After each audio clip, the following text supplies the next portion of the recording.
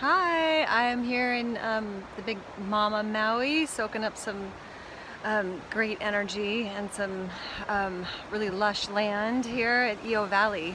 So just really feeling the deep, rich history and peoples of this land and the energy of nature.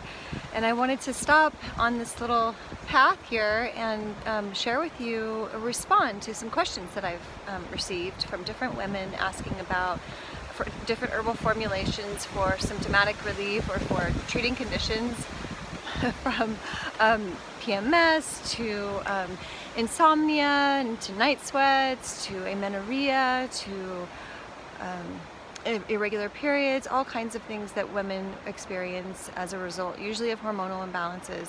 And I just wanted to share the response from an Ayurvedic perspective to that, which is that the first step is to take a look at our lives.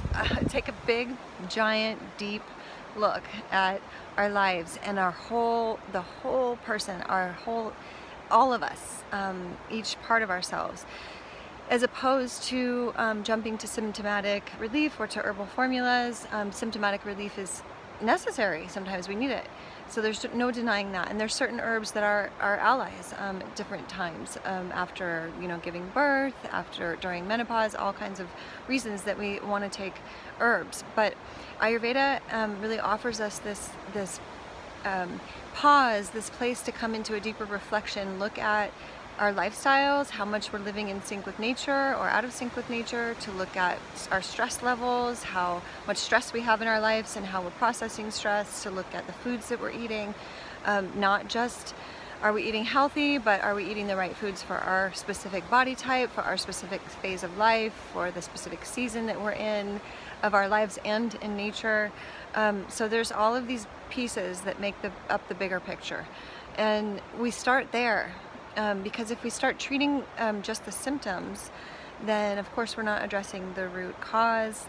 And if we're not addressing the root cause, then we're not going to have sustainable change.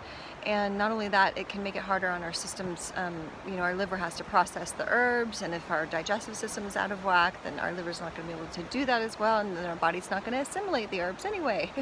So, but like I said, there is a time and place for it. But we really want to look at all of these pieces of our health, all of these aspects that form the bigger picture, of ourselves in relation to nature. And so I just want to share this one.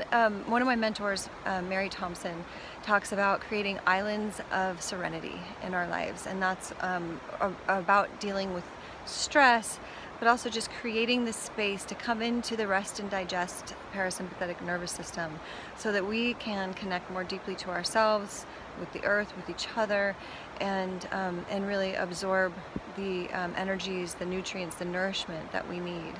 And I am reminded of this because she's such an amazing teacher, but also because I'm on an island, and it's easy to say that when you're surrounded by this much beauty, but all of us have stress no matter how much beauty we're surrounded by. And so we take ourselves wherever we go. I can see it in all the people living here. It's just that's part of life. And so it's really important to create these spaces, these islands of serenity, and to just feel our bodies, feel ourselves, come to that. And then once we look at all those bigger pieces, we can start talking about potentially, herbal formulations for treating different symptoms after we have a better understanding of the root causes, after we've made some changes that may actually not require us to even take herbs or any formulations in the end. So you never know. It's just something to explore and to reflect on. And so I just wanted to stop and share that with you, and hope it's helpful. I hope you find your island of serenity actually several times, several islands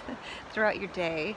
And if you have more questions about this, always feel free to reach out, Eden@somasister.com. You can DM me here, and I hope to connect with you. Either way, thanks for listening.